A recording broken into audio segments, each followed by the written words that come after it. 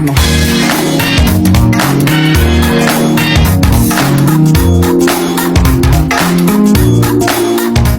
Halo semuanya, selamat datang di Autotalk bersama aku Vivi Olivia. Hari ini kita akan ngobrol santai ngebahas detailing mobil bersama owner detailing Superglass yaitu Kak Safina. Hai Kak Safina, apa kabar? Halo semuanya, kabar saya baik.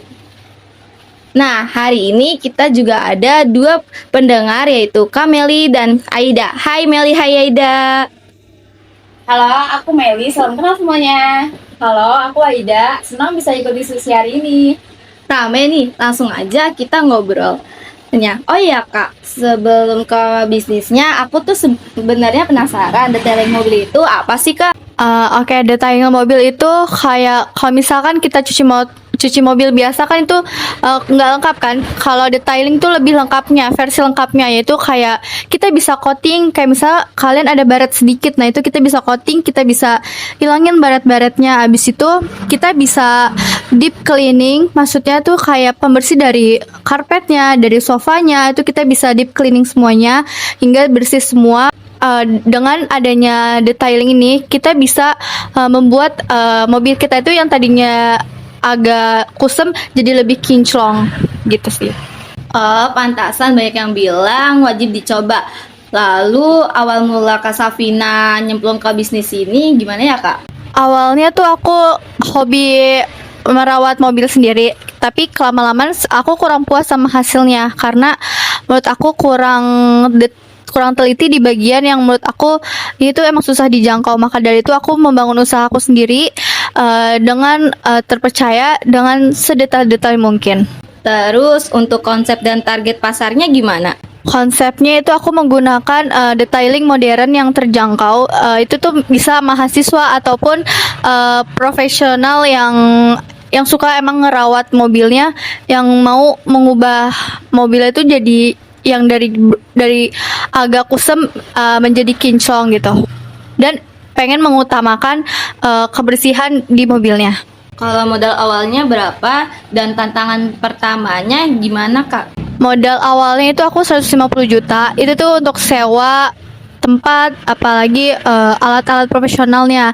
Tantangan terbesar aku tuh adalah di tim sih, karena cari tim detailing itu susah banget karena kita perlu ketelitian dalam mengkoreksi mobil yang sekecil apapun itu. Jadi butuh banget mencari tim yang istilahnya tuh dia bisa dipercaya gitu sih. Nah, kalau pemasaran Superglass ini bagaimana cara menyampaikannya ke anak muda? Biasanya aku menggunakan media sosial kayak di Instagram, di TikTok, dan biasanya aku prosesnya dari after ataupun before-nya. Dan aku sering membuat konten juga kayak menyampaikan tips gimana sih caranya detailing di rumah gitu. Oke, ada dua teman kita, Meli dan Aida. Kita mulai dari Meli dulu ya. Kak, aku mau nanya nih, mobil kan masih baru banget nih, belum ada setahun. Aku juga tuh rajin cuci mobilnya. Nah itu kira-kira masih perlu di detailing apa enggak Kak? Menurut saya justru mobil yang baru banget itu perlu banget. Kenapa? Karena catnya masih sempurna dan belum ada yang tanda baret-baret. Justru kita harus melindungi lebih dulu karena menjaga menjaga duluan gitu sebelum terjadinya hal-hal mungkin ya. Kita pakai sunscreen berarti itu menjaga dong. Nah kayak gitu aja sih. Ya Kak, makasih ya Kak penjelasannya. Jadi prinsipnya sedia payung sebelum hujan ya Kak. Oke, selanjutnya ke Aida. Baik, aku penasaran nih Kak, sebenarnya manfaat detailing itu hanya untuk estetika doang kan biar kelihatan kinclong atau ada manfaat lain yang lebih penting? Untuk manfaatnya itu nggak cuma untuk kinclong aja, tapi interiornya itu supaya lebih lebih kelihatannya tuh enak dilihat gitu. Karena nggak ada baret-baret ataupun nggak ada bekas kayak debu-debuan. Terus manfaatnya juga menghilangkan jamur-jamur di kaca gitu kan. Karena walaupun kita suka cuci mobil, tapi kalau kita nggak cuci kacanya, itu bakal sama aja, bakal kelihatannya ini mobil tuh kayak nggak terawat gitu. Makanya itu manfaat detailing itu adalah untuk lebih menjaga dalam mobilnya.